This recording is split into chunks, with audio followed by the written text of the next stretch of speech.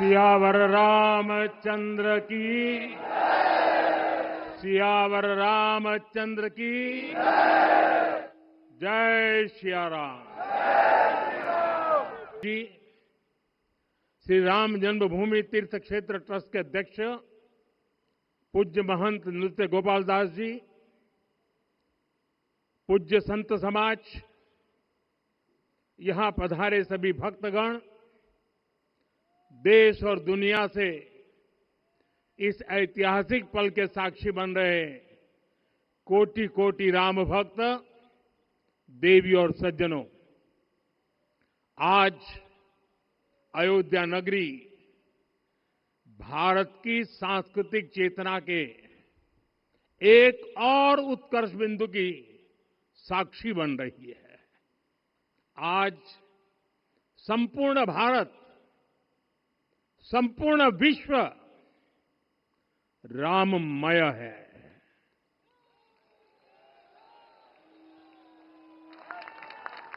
हर राम भक्त के हृदय में अद्वितीय संतोष है, असीम कृतज्ञता है, अपार अलौकिक आनंद है। सदियों के घाव भर रहे हैं, सदियों की वेदना आज विराम पा रही है। सदियों का संकल्प आज सिद्धि को प्राप्त हो रहा है। आज उस यज्ञ की पूर्णाहुति है जिसकी अग्नि 500 वर्ष तक प्रज्वलित रही। जो यज्ञ एक पल भी आस्था से डिगा नहीं, एक पल भी विश्वास से टूटा नहीं। आज भगवान श्री राम के गर्भगृह की अनंत ऊर्जा, श्री राम परिवार का दिव्य प्रताप इस धर्म ध्वजा के रूप में इस दिव्यतम भव्यतम मंदिर में प्रतिष्ठापित हुआ है। और साथियों, ये धर्म ध्वजा केवल एक ध्वजा नहीं, ये भारतीय सभ्यता के पुनर्जागरण का ध्वज है। इसका भगवा रंग, इस पर रचित सूर्य वंश की ख्याति, वर्णित ओम शब्द और अंकित कोविदार वृक्ष राम राज्य की कीर्ति को प्रतिरूपित करता है। ये ध्वज संकल्प है, ये ध्वज सफलता है, ये ध्वज संघर्ष से सृजन की गाथा है, ये ध्वज सदियों से चले आ रहे स्वप्नों का साकार स्वरूप है। ये ध्वज संतों की साधना और समाज की सहभागिता की सार्थक परिणति है।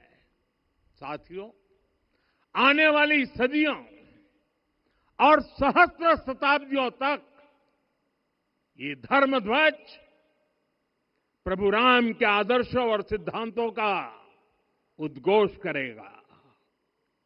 ये धर्म ध्वज आह्वान करेगा, सत्यमेव जयते नानृतम, यानी जीत सत्य की ही होती है, असत्य की नहीं।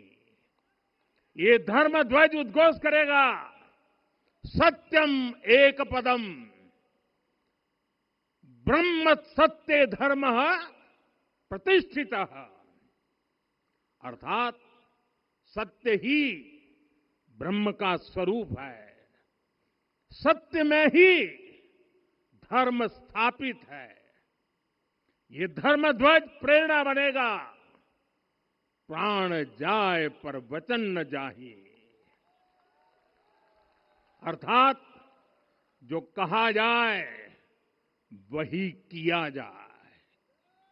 ये धर्म ध्वज संदेश देगा, कर्म प्रधान विश्व रची राखा, अर्थात विश्व में कर्म और कर्तव्य की प्रधानता हो। ये धर्म ध्वज कामना करेगा, बैर न विग्रह आस न त्रासा, सुखमय ताही सदा सब आशा। यानी भेदभाव, पीड़ा, परेशानी से मुक्ति, समाज में शांति और सुख हो। ये धर्म ध्वज हमें संकल्पित करेगा, नहीं दरिद्र को दुखी न दीना। यानी हम ऐसा समाज बनाएं जहां गरीबी न हो, कोई दुखी या लाचार न हो। साथियों, हमारे ग्रंथों में कहा गया है, आरोपितम ध्वजम दृष्ट्वा ये अभिनंदनित धार्मिका ते अपि सर्वे प्रमुच्यते महापातक कोटि भी। यानी जो लोग किसी कारण मंदिर नहीं आ पाते और दूर से मंदिर के ध्वज को प्रणाम कर लेते हैं, उन्हें भी उतना ही पुण्य मिल जाता है। साथियों, ये धर्म ध्वज भी इस मंदिर के ध्येय का प्रतीक है।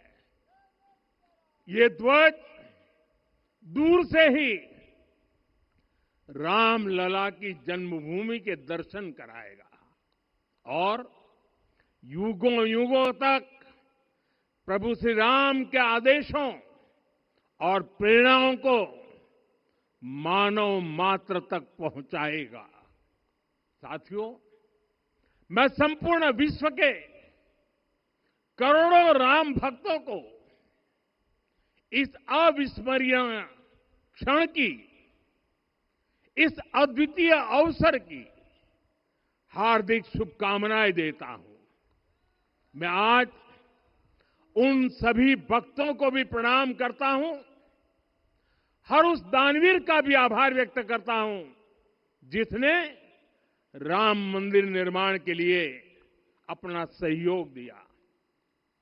मैं राम मंदिर के निर्माण से जुड़े हर श्रमवीर, हर कारीगर, हर योजनाकार, हर वास्तुकार, सभी का अभिनंदन करता हूं। साथियों, अयोध्या वह भूमि है जहां आदर्श आचरण में बदलते हैं। यही वह नगरी है जहां श्री श्री राम ने अपना जीवन पथ शुरू किया था।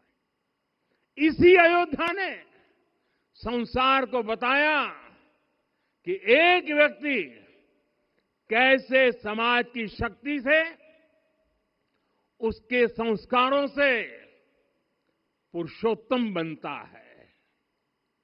जब श्री राम अयोध्या से वनवास को गए तो वे युवराज राम थे, लेकिन जब लौटे तो मर्यादा पुरुषोत्तम बनकर के आए और उनके मर्यादा पुरुषोत्तम बनने में महर्षि वशिष्ठ का ज्ञान, महर्षि विश्वामित्र की दीक्षा, महर्षि अगस्त्य का मार्गदर्शन, निषाद राज की मित्रता, मां शबरी की ममता, भक्त हनुमान का समर्पण, इन सब की अनगिनत ऐसे लोगों की महत्वपूर्ण भूमिका रही है। साथियों, विकसित भारत बनाने के लिए भी समाज की इसी सामूहिक शक्ति की आवश्यकता है। मुझे बहुत खुशी है कि राम मंदिर का दिव्य प्रांगण भारत के सामूहिक सामर्थ्य की भी चेतना स्थली बन रहा है। यहां सप्त मंदिर बने हैं। यहां माता शबरी का मंदिर बना है, जो जनजातीय समाज के प्रेम भाव और आतिथ्य परंपरा की प्रतिमूर्ति है। यहां निषादराज का मंदिर बना है। ये उस मित्रता का साक्षी है जो साधन नहीं, साध्य को, उसकी भावना को पूजती है। यहां एक ही स्थान पर माता अहिल्या है, महर्षि वाल्मीकि है, महर्षि वशिष्ठ है, महर्षि विश्वामित्र है, महर्षि अगस्त्य है और संत तुलसीदास है। रामलला के साथ साथ इन सभी ऋषियों के दर्शन भी यहीं पर होते हैं। यहां जटायु जी और गिलहरी की मूर्तियां भी हैं, जो बड़े संकल्पों की सिद्धि के लिए हर छोटे से छोटे प्रयास के महत्व को दिखाती है। मैं आज हर देशवासी से कहूंगा कि वो जब भी राम मंदिर आए तो सप्त मंदिर के दर्शन भी अवश्य करें। ये मंदिर हमारी आस्था के साथ साथ मित्रता, कर्तव्य और सामाजिक सद्भाव के मूल्यों को भी शक्ति देते हैं। साथियों, हम सब जानते हैं हमारे राम भेद से नहीं, भाव से जुड़ते हैं। उनके लिए व्यक्ति का कुल नहीं, उसकी भक्ति महत्वपूर्ण है। उन्हें वंश नहीं, मूल्य प्रिय है। उन्हें शक्ति नहीं, सहयोग महान लगता है।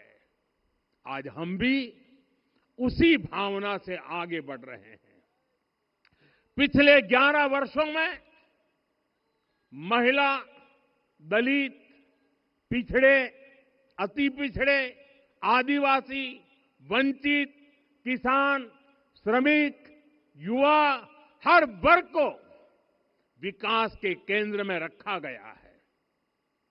जब देश का हर व्यक्ति, हर वर्ग, हर क्षेत्र सशक्त होगा, तब संकल्प की सिद्धि में सबका प्रयास लगेगा। और सबके प्रयास से ही 2047 जब देश आजादी के 100 साल मनाएगा, हमें 2047 तक विकसित भारत का निर्माण करना ही होगा। साथियों, रामलला की प्राण प्रतिष्ठा के ऐतिहासिक अवसर पर मैंने राम से राष्ट्र के संकल्प की चर्चा की थी। मैंने कहा था कि हमें आने वाले 1000 वर्षों के लिए भारत की नींव मजबूत करनी है। हमें याद रखना है, जो सिर्फ वर्तमान का सोचते हैं वो आने वाली पीढ़ियों के साथ अन्याय करते हैं।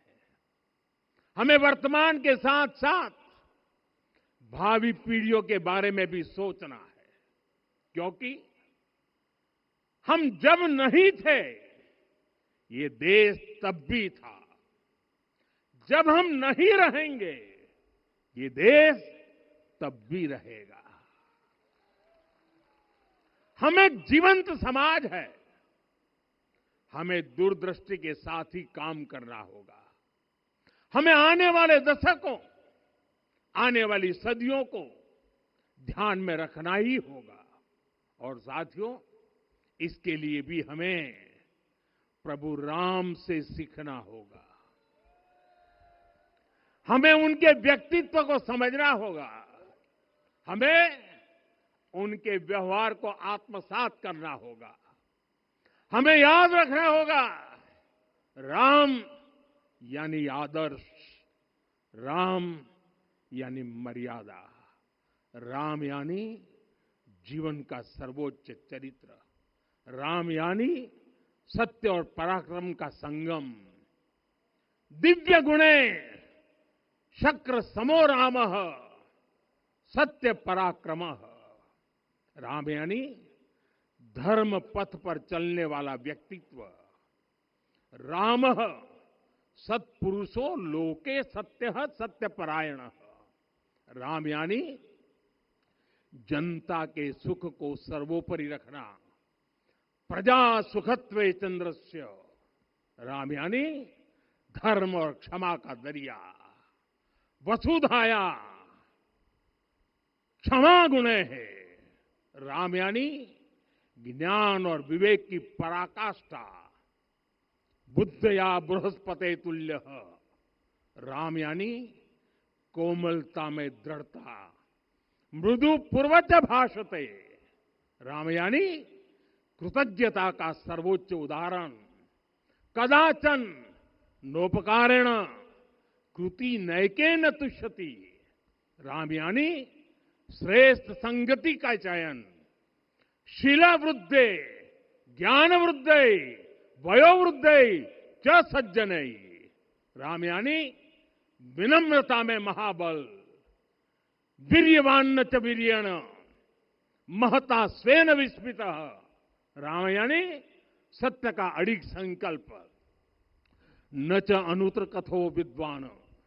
राम यानी जागरूक अनुशासित और निष्कपट मन। निस्तिंद्र अपम्रत च स्वदोष परदोषवित। साथियों, राम सिर्फ एक व्यक्ति नहीं, राम एक मूल्य है, एक मर्यादा है, एक दिशा है। अगर भारत को साल 2047 तक विकसित बनाना है, अगर समाज को सामर्थ्यवान बनाना है, तो हमें अपने भीतर राम को जगाना होगा।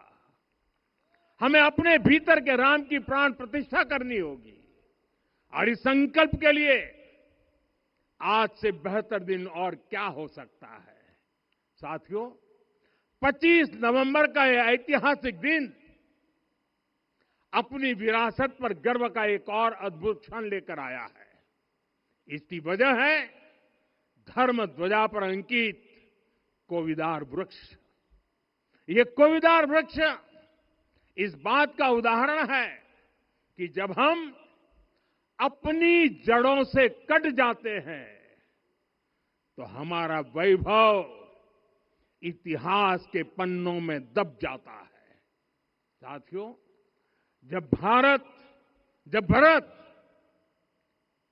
अपनी सेना के साथ चित्रकूट पहुंचे तो लक्ष्मण ने दूर से ही अयोध्या की सेना को पहचान लिया। ये कैसे हुआ, इसका वर्णन वाल्मीकि जी ने किया है। और वाल्मीकि जी ने क्या वर्णन किया है? उन्होंने कहा है, विराजित उद्गत स्कंधम कोविदार ध्वज रथे। लक्ष्मण कहते हैं, राम, सामने जो तेजस्वी प्रकाश में विशाल वृक्ष जैसा ध्वज दिखाई दे रहा है, वही अयोध्या की सेना का ध्वज है। उस पर कोविदार का शुभ चिन्ह अंकित है। साथियों, आज जब राम मंदिर के प्रांगण में कोविदार फिर से प्रतिष्ठित हो रहा है, यह केवल एक वृक्ष की वापसी नहीं है, यह हमारी स्मृति की वापसी है, हमारी अस्मिता का पुनर्जागरण है, हमारी स्वाभिमानी सभ्यता का पुनः उद्घोष है। कोविदार वृक्ष हमें याद दिलाता है कि जब हम अपनी पहचान भूलते हैं तो हम स्वयं को खो देते हैं, और जब पहचान लौटती है तो राष्ट्र का आत्मविश्वास भी लौट आता है। और इसलिए मैं कहता हूं, देश को आगे बढ़ना है तो अपनी विरासत पर गर्व करना होगा।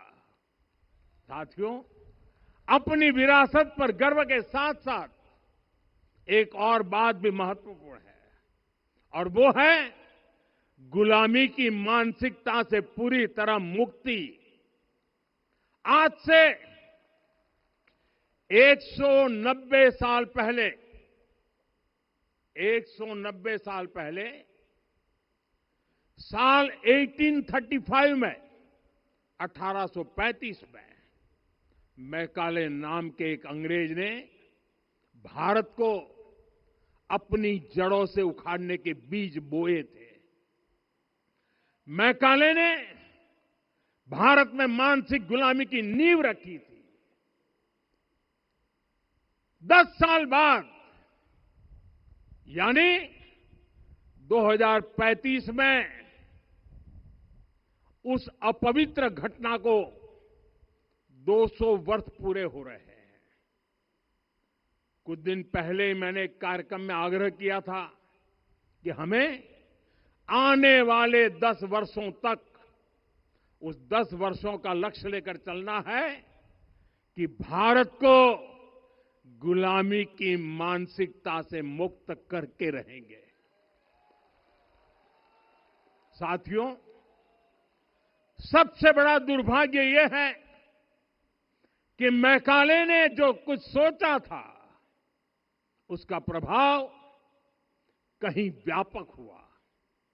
हमें आजादी मिली लेकिन हीन भावना से मुक्ति नहीं मिली।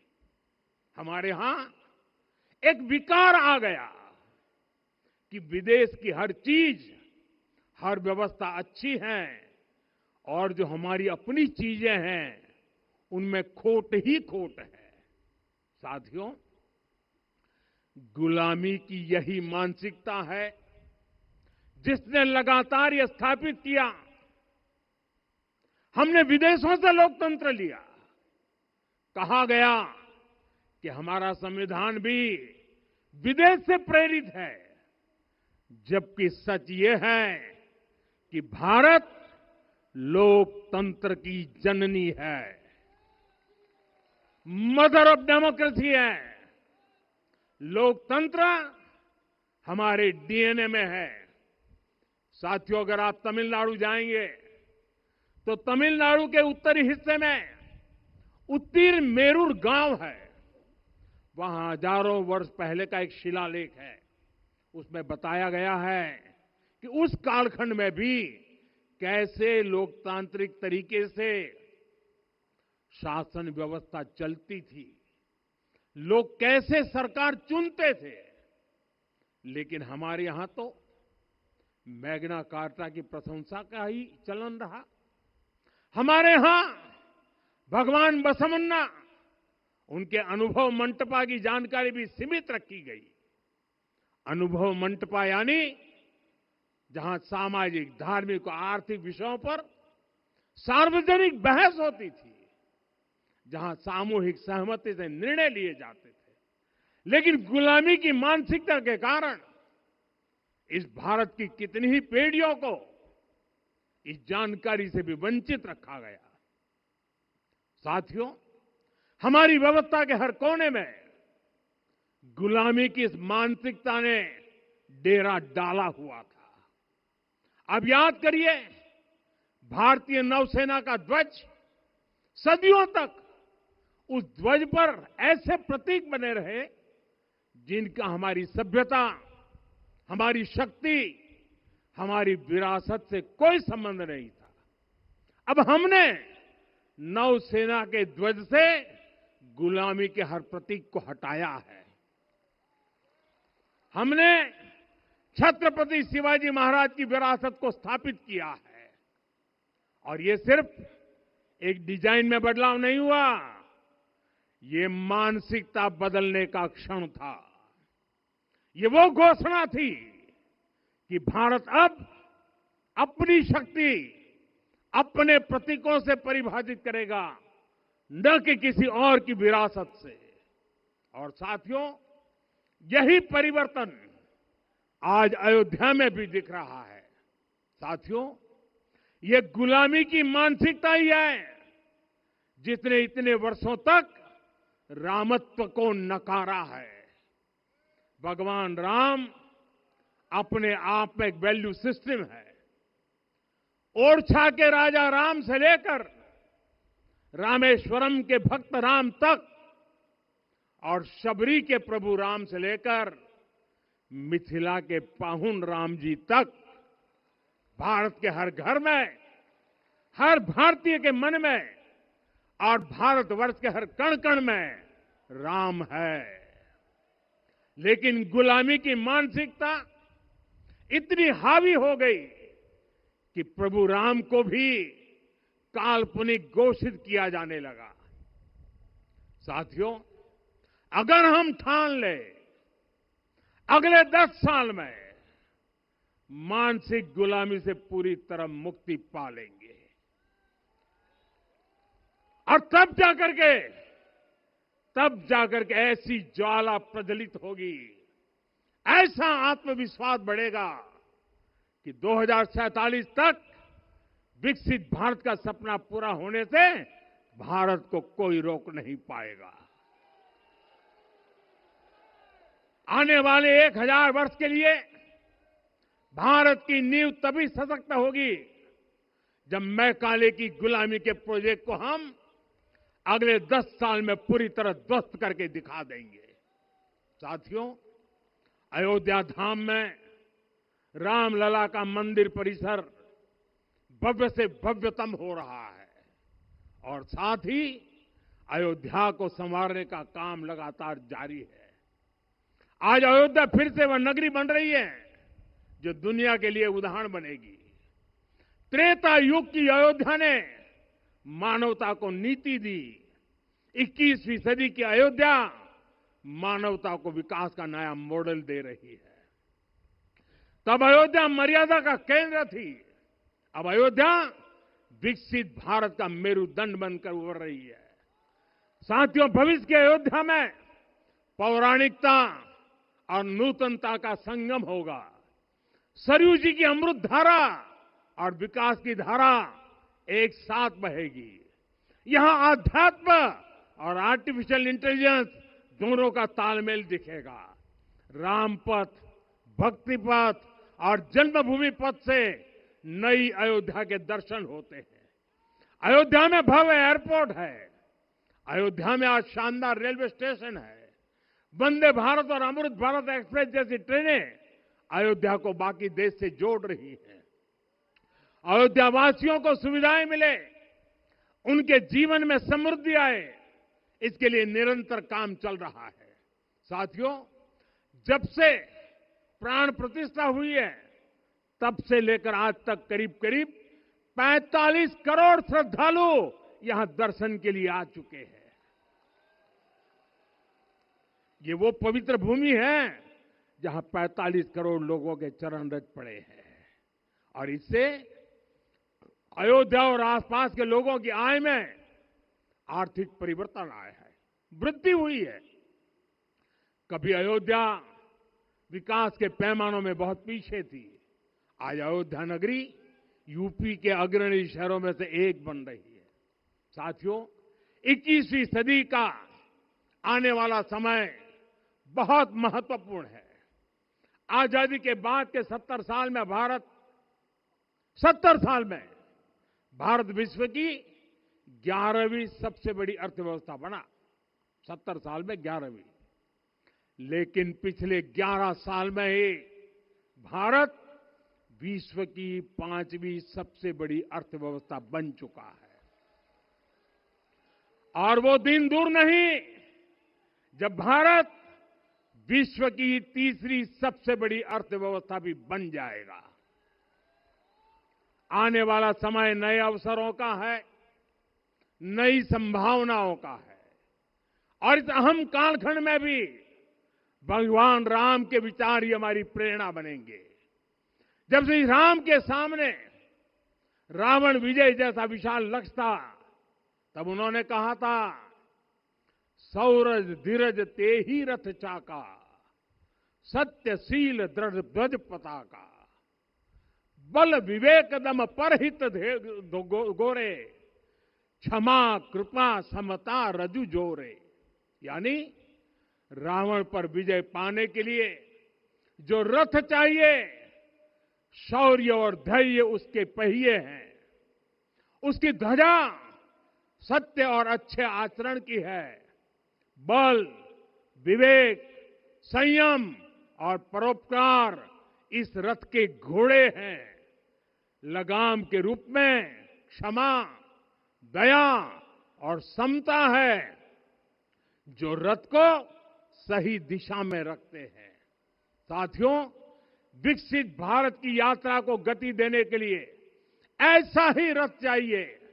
ऐसा रथ जिसके पहिए शौर्य और धैर्य हो, यानी चुनौतियों से टकराने का साहस भी हो और परिणाम आने तक दृढ़ता से डटे रहने का धैर्य भी हो। ऐसा रथ जिसकी ध्वजा सत्य और सर्वोच्च आचरण हो, यानी नीति, नियत और नैतिकता से समझौता कभी न हो। ऐसा रथ जिसके घोड़े बल, विवेक, संयम और परोपकार हो, यानी शक्ति भी हो, बुद्धि भी हो, अनुशासन भी हो और दूसरों के हित का भाव भी हो। ऐसा रथ जिसकी लगाम क्षमा, करुणा और संभाव हो, यानी जहां सफलता का अहंकार नहीं और असफलता में भी दूसरों के प्रति सम्मान बना रहे।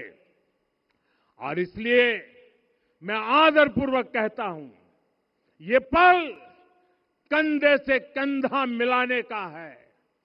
ये पल गति बढ़ाने का है। हमें वो भारत बनाना है जो राम राज्य से प्रेरित हो। और ये तभी संभव है जब स्वयं हित से पहले देश हित होगा, जब राष्ट्रहित सर्वोपरि रहेगा। एक बार फिर आप सभी को बहुत बहुत शुभकामनाएं देता हूं। जय सिया राम, जय सिया राम, जय सिया राम। माननीय प्रधानमंत्री जी, सरसंघ चालक जी अब यहां से विदा लेंगे। आप सब बंधु खड़े होकर उनके आगमन पर अपनी कृतज्ञता व्यक्त कर सकते हैं।